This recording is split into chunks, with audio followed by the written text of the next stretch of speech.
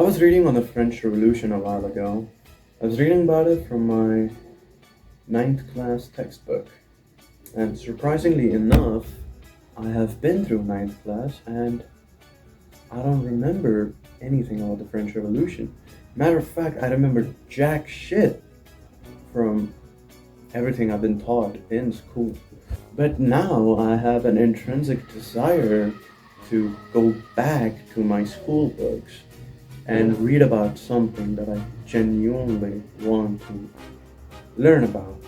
The French Revolution has no immediate use for me, but yet I've chosen to learn it of my own volition and retained information from it and formed new ideas and opinions. And I think that has led me to think wide about the education system and the outlook that we've developed on the education system.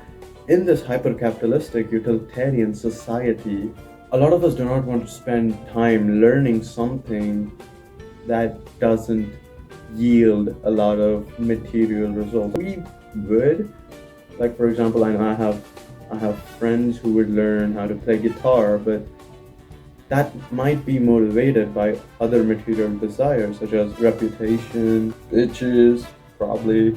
And this sort of utilitarian view is much more is especially viewable with college degrees today.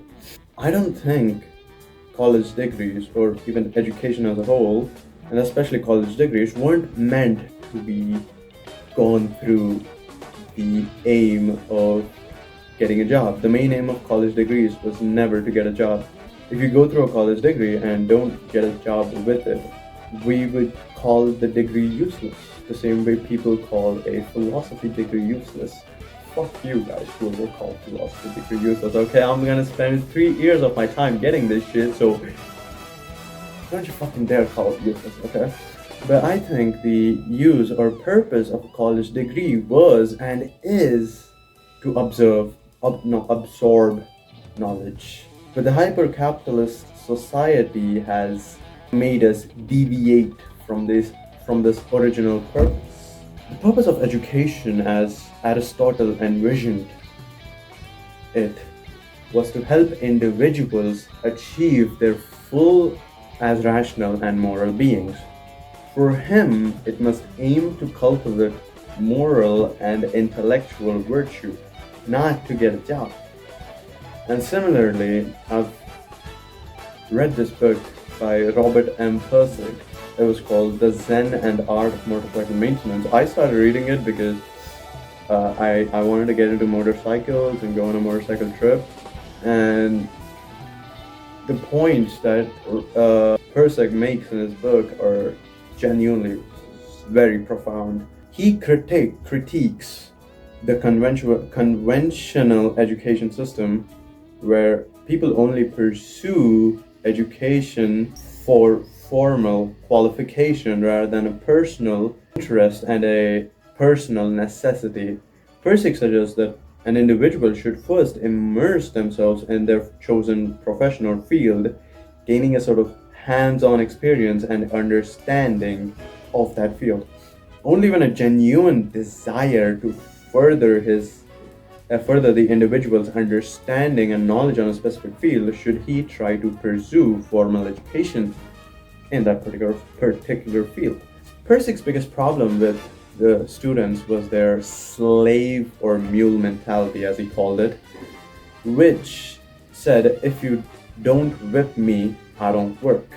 And this sort of slave or mule mentality can be further seen in the rat race that we're in today in this hyper-capitalistic society. This slave or mule mentality had been beaten into students through years of whip and carrot grading system, according to him.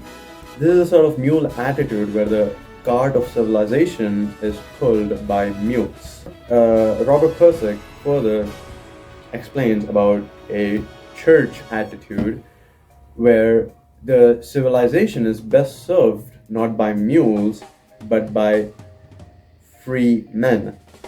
He basically viewed educational institutions as churches of knowledge.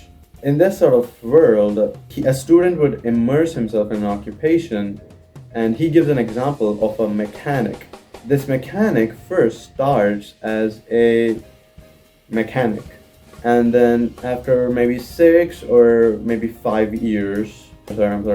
months or 5 years of immersing himself in being a mechanic, a slow change would start to take place. He would become dissatisfied with the kind of dumb day-to-day shop work. Frustrated by mechanical problems, he'd become interested in machine design, and a sort of intrinsic desire aroused in him to get a mechanical engineering degree. Now he wants to design engines.